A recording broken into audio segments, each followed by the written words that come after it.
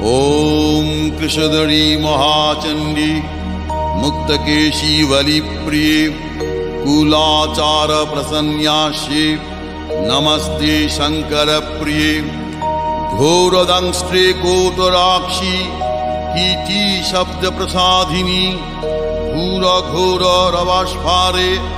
नमस्ते चित्तवासिनी बन्धुका पुष्पशङ्काशे त्रिपुरे भयनाशिनी भाग्योदय समुत्पन्ने नमस्ते वरवन्दिनी जय देवी जगद्धात्री त्रिपुराद्ये त्रिदेवते भक्त